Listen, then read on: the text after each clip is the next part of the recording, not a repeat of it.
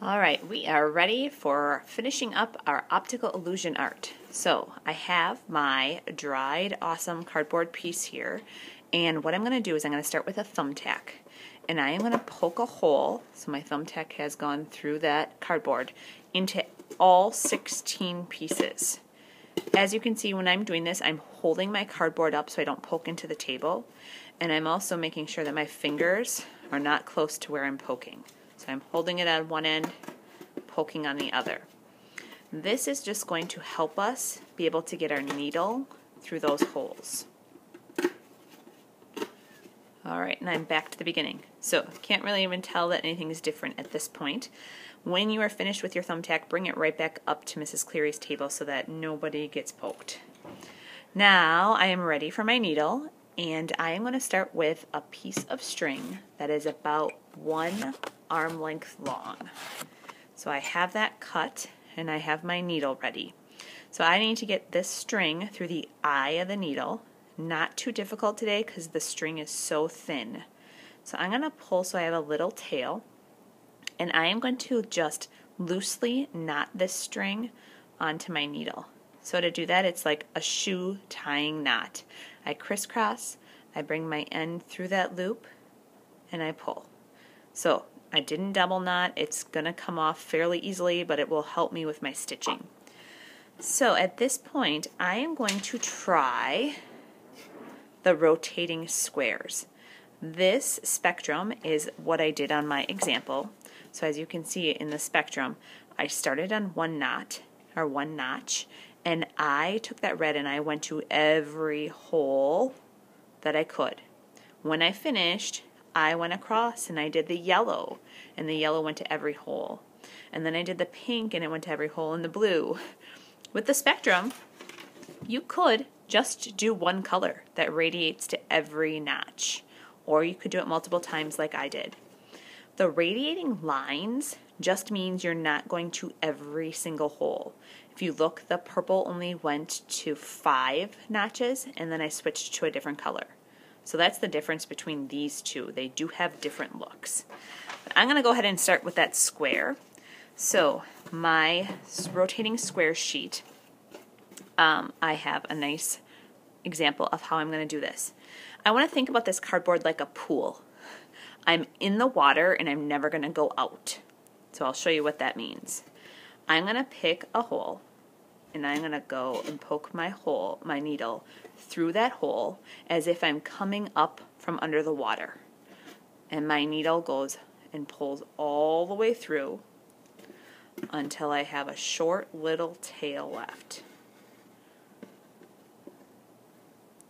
We are going to tape our tails down. So you will have tape at your table. When I tape, I'm going to tape it towards the edge of the cardboard just so that it's not going in the middle where I might have some string. So 1 piece of tape is all I need. So my needle has come up from the water, is what I'm calling it, and my rotating square says I need to skip 3 spaces. So I'm skipping these notches, which are really hard to see. I've got 1, 2, 3 notches, and then I'm going to dive back down into the water. And I'm pulling, pulling, pulling until that string is tight. Now I'm going to continue my pattern by skipping 3 notches. So I've got 1, 2, 3, and I'm going to come up from the water. And I'm pulling. So my string is on the back right now, which means I kind of have to go backwards to get that string to show up on the nice side. So my needle's diving back down. You can start to see my right angle of my square. I, at this point, am going to go back to this hole because I have to be on the nice side to get down. So there's going to be a little bit of going back and forth to make sure you can see your string. Okay. Now I'm skipping 3, 1, 2, 3, and I'm diving down into the water, and I'm pulling. Now, if I come back up through this hole that I just went down, if I would come back up, my whole string would come out. So I'm actually going to have to go across to this spot, coming up into the water, and then I can dive back down. Kind of looped around this edge, and now I've got my square. So I have one square. This one's called rotating squares, which means I definitely need more than one square because I do not have an optical illusion at this point. So what I'm going to do is I'm going to cut my string so it has a little tail, and I'm going to tape that tail down to the side. And I could continue with white, or I could pick a different color. And rotating just means that I'm going to move to the next notch with my next color. So I might start at this point right next to it. So I'm going to go ahead and I'm going to do that square, and when I come back you'll see my second. Alright, so there are two rotating squares, and I'm starting a pattern. I went white, red, and now I'm going to go white again. So white, red. My white one is going to start right next to the red, coming up from the back side every time I start. Pulling, pulling, pulling until I have just a little tail on the back. I'm taping that edge or that tail down towards the edge, and now I'm ready to rotate. So as I keep going, this gets easier because I'm just using these as my guides. I've skipped 1, 2, 3 holes, and I'm going to go down into the water on that 4th hole. And now it gets tricky because if I come back up that same hole, it's just going to come undone.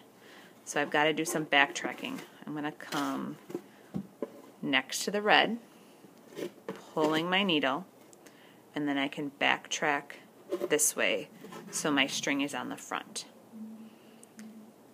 I'm going to come back up here and down. Can't really see that hole.